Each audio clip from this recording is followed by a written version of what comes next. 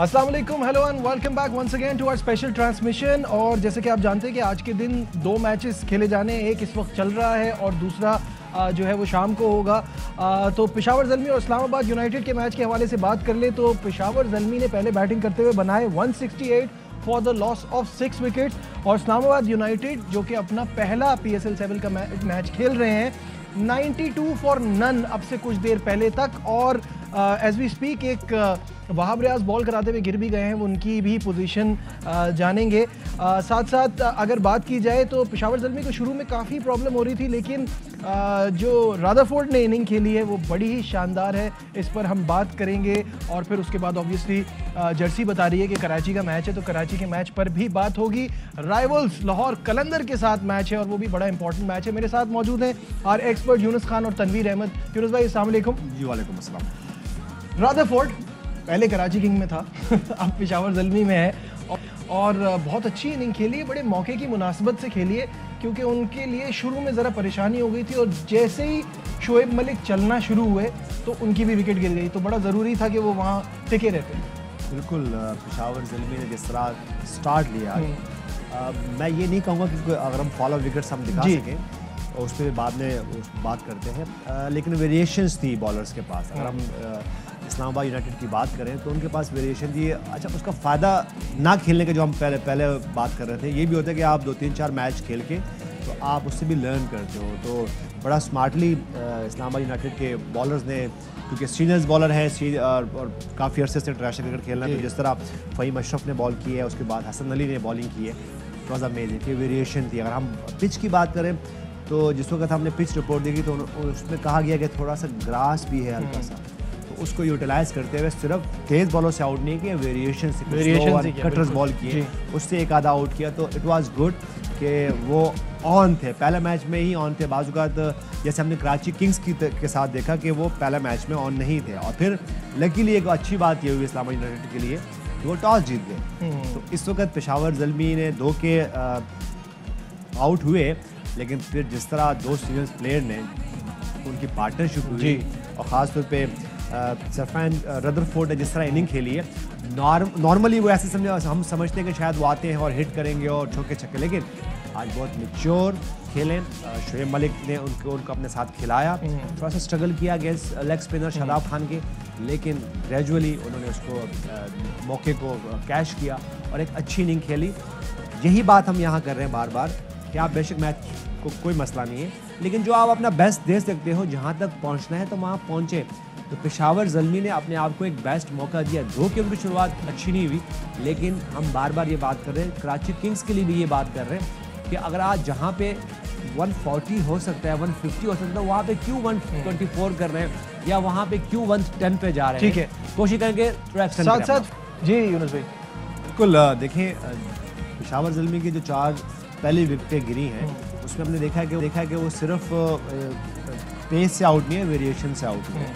मैं ख़ास तनवीर को ज़्यादा एक्सप्लेन करेंगे, क्योंकि हमारे पास थोड़ा सा फुटेज में बेहतर नज़र नहीं आ सका, लेकिन ये आपको एक्सप्लेन करने के लिए कि जैसी भी पिच हो, एक फास्ट बॉलर के लिए, खैर तनवीर ये बोल पाएंगे, मैं तो सिर्फ अपना एक्सपीरियंस करूँ एज ए कैप्टन कि मैं हमेशा कोशिश करता था कि T20 हो, इवन टेस्ट क्रिकेट में भी बाज़ औक़ात आपको वेरिएशन की चाहिए। और वेरिएशन की हम क्या बात कर रहे हैं कि आपको पेस ऑफ करना है, उसको थोड़ी लेंथ चेंज करनी है और साथ में बॉल की पेस ऑफ करते हैं। जो ख़ास तौर पे जब छोटे वर्जन में आप फास्ट बॉलर पेस ऑफ करते हैं तो आपको अच्छे रिजल्ट मिलते हैं, और यही सिर्फ एंड में नहीं, शुरुआत में भी। एंड में 2 के हसन अली ने अगर आखिरी का एक ओवर देखें तो बड़ा अच्छा, उसमें उन्होंने रन्स ज़्यादा, एक आखिरी बॉल पर उनको बाउंड्री लगी, लेकिन उससे पहले उन्होंने काफ़ी अच्छी बॉलिंग की। तनवीर, फॉल ऑफ विकेट्स देखिए आपने, क्या सही किया और क्या गलत किया इन पिचेस के ऊपर आपने 2 चीज़ें बहुत आपने इम्पॉर्टेंट है आपके लिए एज अ फास्ट बॉलर। ये है कि इसमें कोई शक नहीं है, ये पिचेस जो है स्लो है। अगर आप तेज़ बॉल कर रहे हैं, उसके साथ साथ अगर आप वेरिएशन के साथ बॉल करेंगे, जिस तरह में नज़र भी आया, फ़हीम ने जो स्लो वन पे आउट किया और हसन अली ने आउट किया, होता ये है कि अच्छा ये पिचेस ऐसी है कि आप ज़बरदस्ती एक्सपेरिमेंट भी मत करें इन पिचेस के ऊपर, आपको मार लगेगी।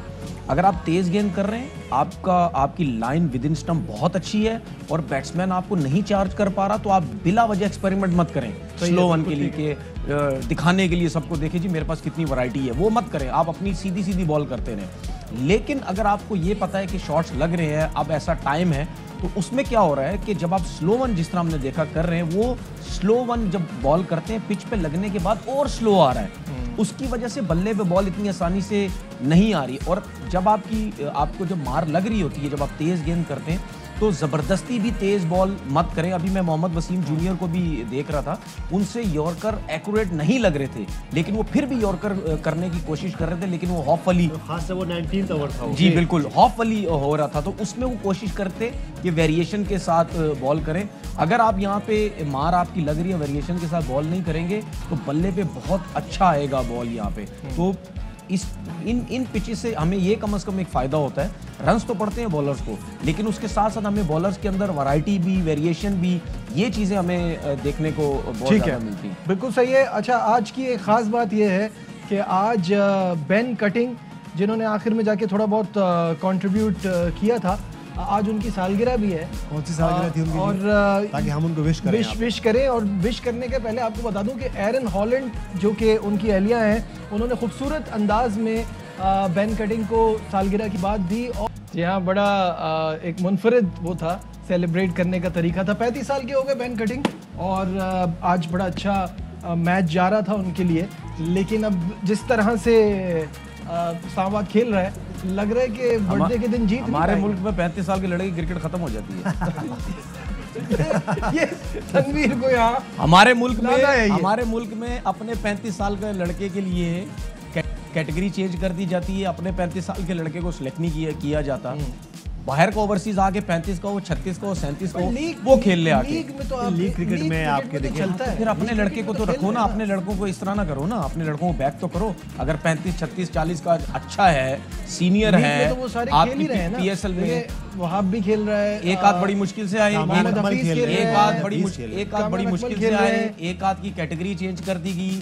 तो ये चीजें आप तो उन लोगों के नाम ले रहे हैं ना जिनको कोई प्रॉब्लम नहीं थी। मैं उन लोगों के नाम ले रहा हूँ, जिस तरह सोहेल खान था, सप्लीमेंट्री में उनको उठाया गया बड़ी मुश्किल से। फिर कामरान अकमल पहले मैच में जो परफॉर्मेंस थी, क्या गलत उठाया? छोड़ देना परफॉर्मेंस, उससे पहले जितने भी PSL हुए वो अच्छा परफॉर्म करता रहे। आप एक मैच से तो ना बोले ना।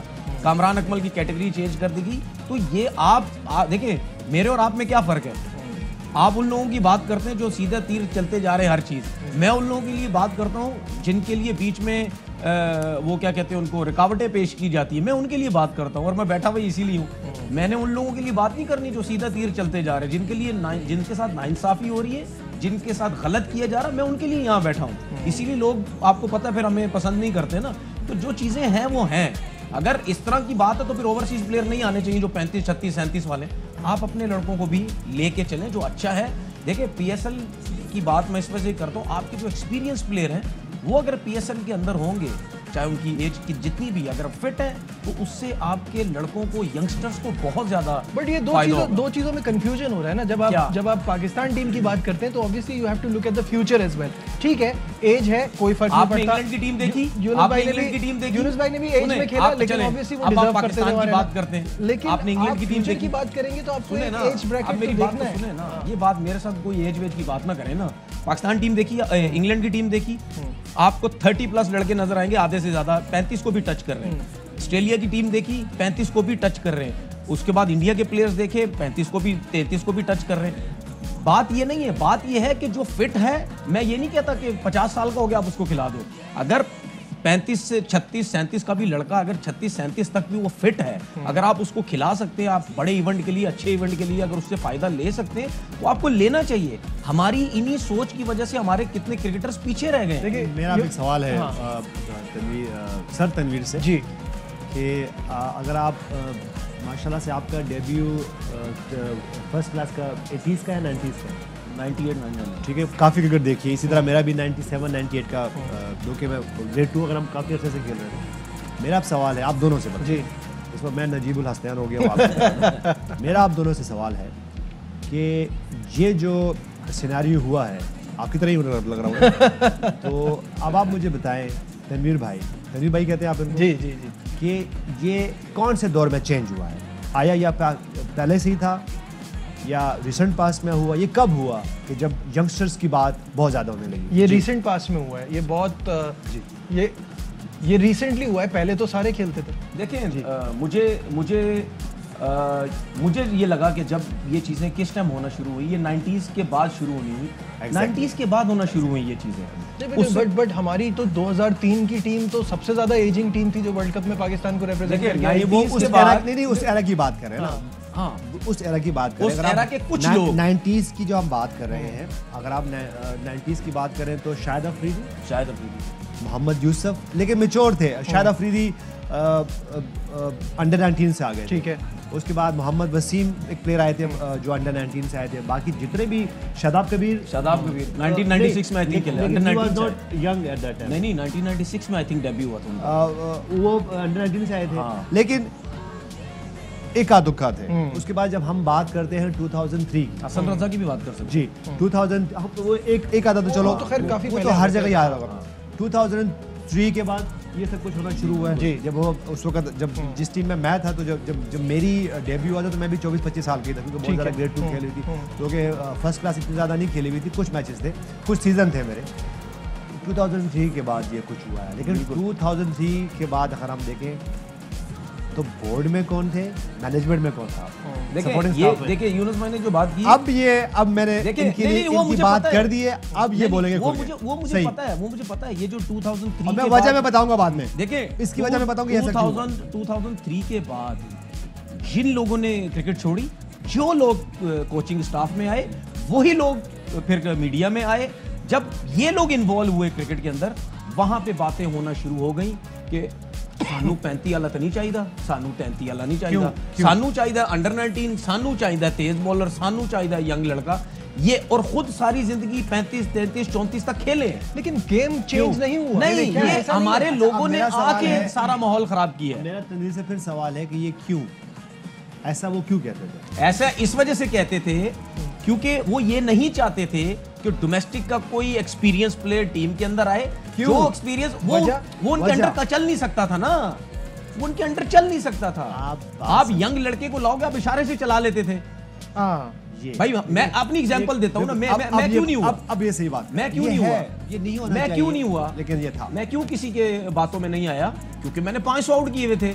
मैं 15-16 साल डोमेस्टिक क्रिकेट खेल रहा हूं, मुझे पता है क्या अच्छा है क्या बुरा है, कौन मेरे साथ गलत कर रहा कौन नहीं। मैं आगे से बात करता था, ये इन लोगों को लगती थी बुरी चीज। तो ये वजह, इसके बाद से ये प्लानिंग शुरू हो गई, बातें शुरू हो गई कि जो मैच्योर लड़का है उसको टीम में मत लेके आओ। वो हमसे सवालात भी करेगा, हमसे बात भी करेगा। शायद ये भी हो सकता है कि हमसे ज्यादा उसको क्रिकेट की नॉलेज हो। लाजमी नहीं है जो बड़ा प्लेयर है उसको क्रिकेट की नॉलेज है। ये मेरी बात लोग याद रख ले, ठीक है? जिसने कम क्रिकेट, बड़े प्लेयर पे शायद हो सकता है नॉलेज ना हो। अच्छा, यहाँ लेते हैं ब्रेक, और ब्रेक से वापस आएंगे और फिर आज के एक कॉन्वर्सेशन बहुत अलग डायरेक्शन में जा रही है। और यहाँ से वापस आते हैं और वापस आके आज के ऑल इम्पॉर्टेंट मैच पे, जिसमें कराची किंग को जीतना चाहिए, क्योंकि ऑलरेडी हम 2 मैच हार चुके हैं और बड़ा अच्छा मुकाबला होगा कराची और लाहौर के दरमियान। इस पर बात होगी on the other side of this break. Stay with अस।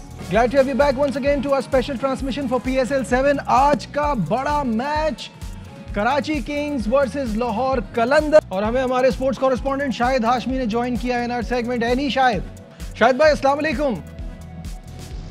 वालेकुम अस्सलाम। सबसे पहले तो ये गुड न्यूज दीजिए कि फैंस आ रहे हैं आज, क्योंकि इससे बड़ा मैच नहीं हो सकता अब तक। कराची लाहौर का मुकाबला, दोनों को जीत की शदीद जरूरत, तो इसके लिए तो फैंस को आना चाहिए। क्या कहेंगे? बड़ा मैच है, यकीनन उम्मीद यही की जाती है कि क्राउड आएगा, लेकिन डिसअपॉइंट किया है अब तक कराची के फैंस ने। अगर वीकेंड पे सैटरडे को, फ्राइडे को, संडे को क्राउड नहीं आएगा तो फिर किस दिन आएगा? शायकीन क्रिकेट या तो सो रहे हैं या कोरोना वैक्सीन नहीं लगवाई उन्होंने, उनके पास वैक्सीनेशन का सर्टिफिकेट नहीं है इसलिए नहीं आ रहा है, ऐसा कुछ लग रहा है। और फिर बहुत सी फैमिलीज जब बच्चों के साथ आती हैं, उन बच्चों को 12 साल से कम उम्र लेके आते हैं, उनको अलाउ नहीं किया जा रहा, तो उससे थोड़ा डिसहार्टेड हो रहे हैं। रूल्स है, जाहिर है वो सबके लिए बराबर है, तो उसकी वजह से भी थोड़ी सी हुई है। लेकिन कराची लाहौर का बड़ा मैच है, क्राउड आना चाहिए आज। अच्छा शाहिद भाई, ये बताइएगा कि टीम की क्या सूरत हाल है? आज भी मेरा ख्याल है आमिर तो नहीं खेल रहे हैं, लेकिन बाकी क्या पोजीशन पास क्या अपडेट है?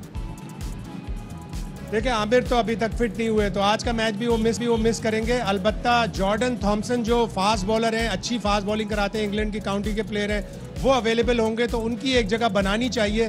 मेरा जो हमेशा से पॉइंट ऑफ व्यू होता है कि फ्रेंचाइज को बाहर के बॉलर्स पाकिस्तान में लेके आने चाहिए। बैट्समैन स्ट्रगल करते हैं स्लो और टर्निंग पिचेस पर, तो जॉर्डन थॉमसन अगर अवेलेबल हैं तो उनको ज़रूर खिलाना चाहिए।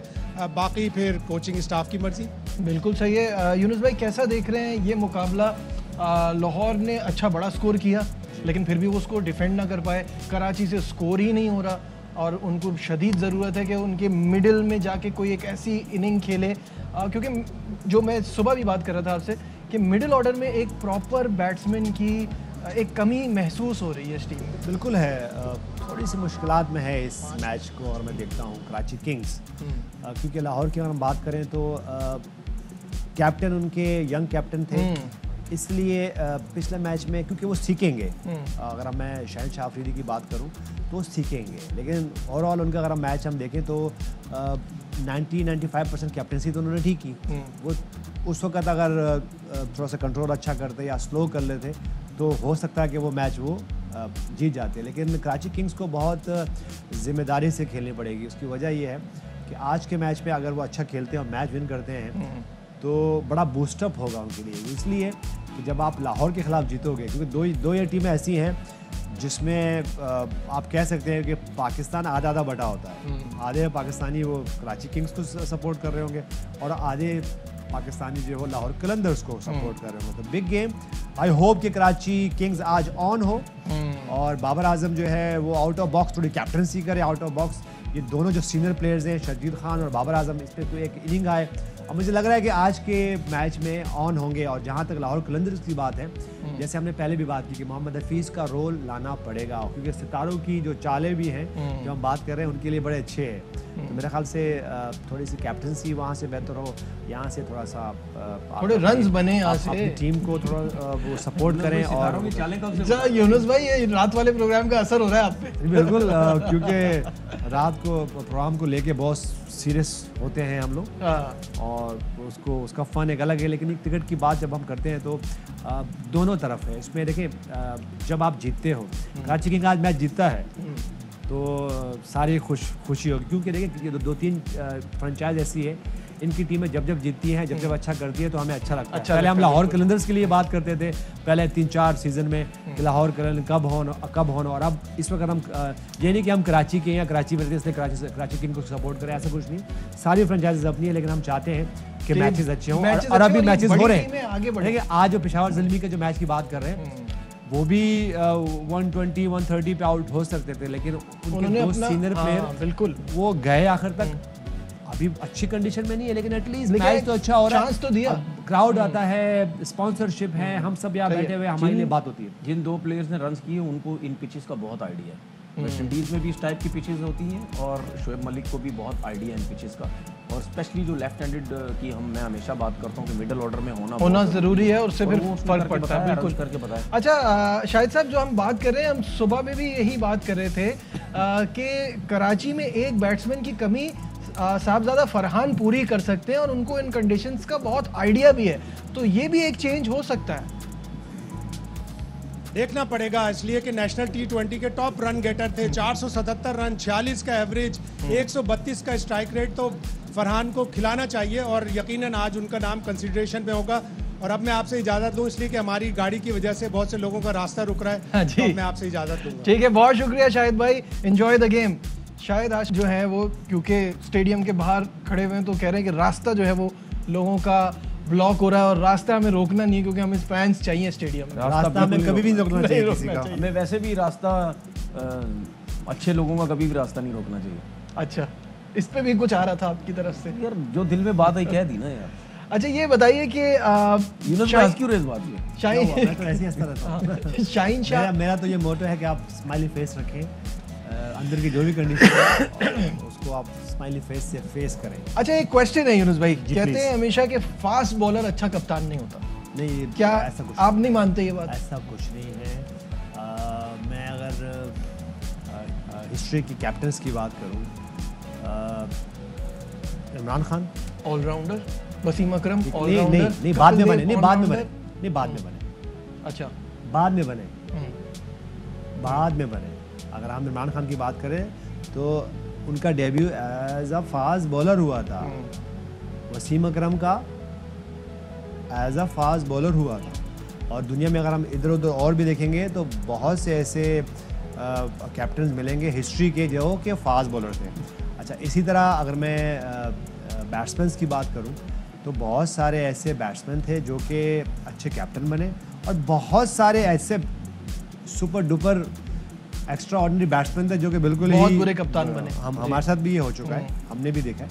तो ऐसा कुछ नहीं है। देखिए, ये बाज़-औक़ात अब जैसे मैं हूँ, अब मैं बैट्समैन हूँ तो मैं कहूँगा जी बैट्समैन अच्छा कोच है, बैट्समैन अच्छा कैप्टन बन सकते हैं। यही अगर मैं तनवीर से बात करूँगा तो तनवीर के कुछ और व्यूज़ होंगे।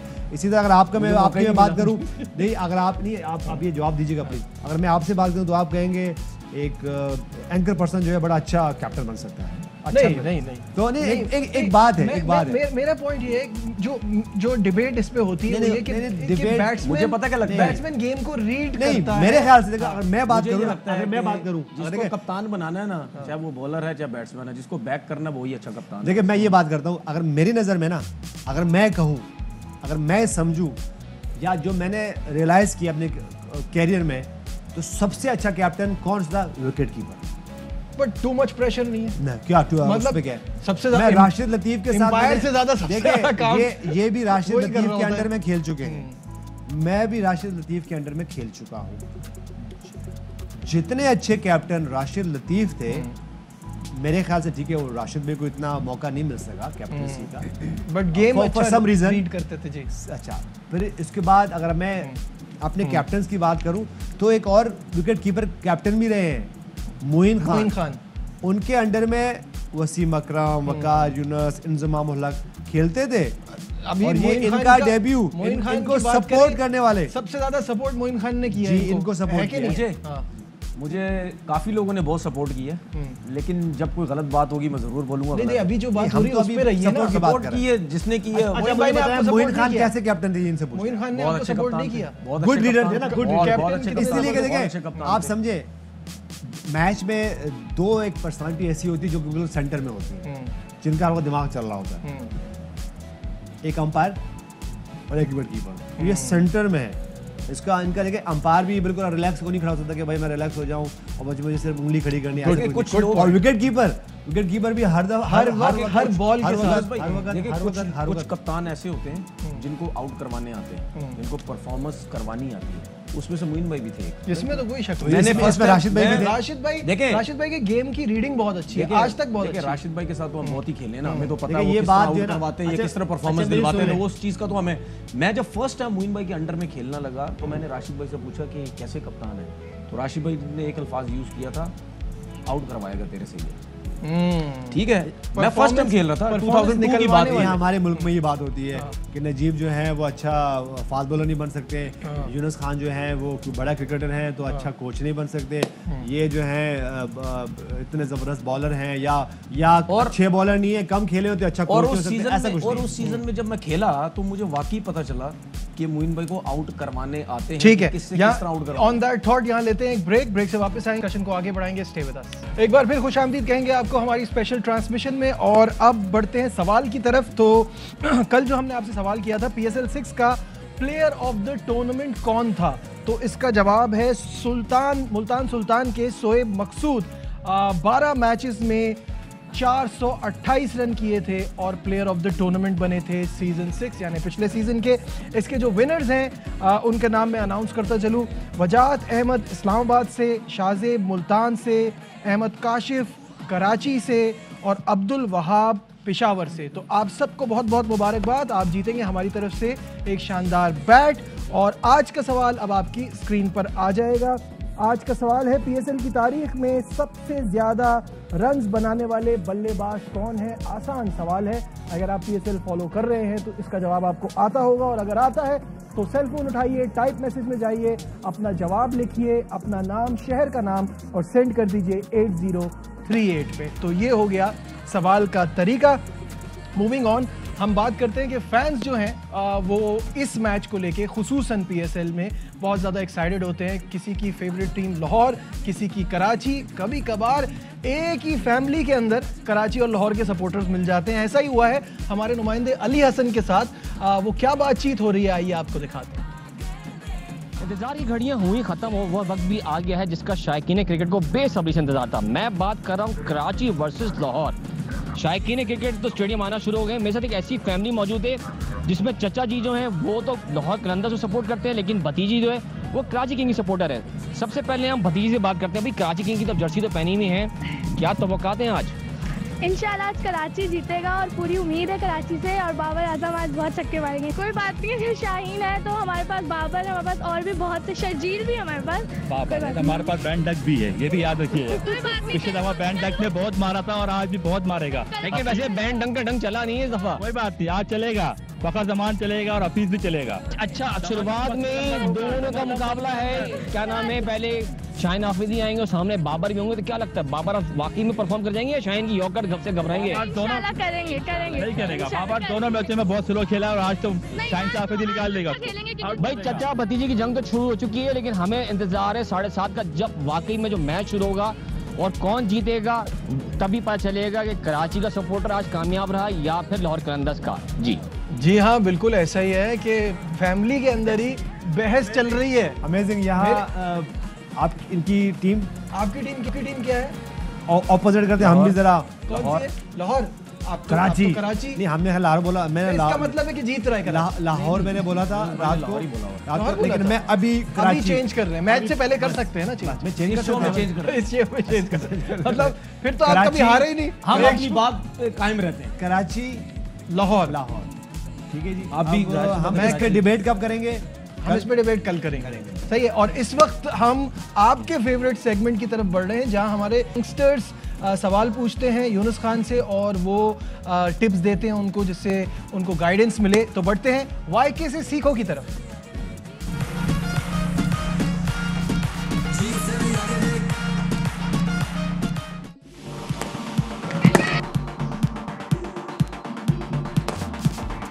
अस्सलामुअलैकुम यूनुस भाई, मेरा नाम गज़नफ़र यार गनी है और मैं आपसे ये पूछना चाहता हूँ कि जब मैं अपना शॉट खेल रहा होता हूँ, लेग ग्लांस तो मेरा पिछला पैर हिल जाता है, तो ऐसा क्या करूँ कि इसका सॉल्यूशन बताएं कि मेरा पिछला पैर ना हिले अपनी जगह से।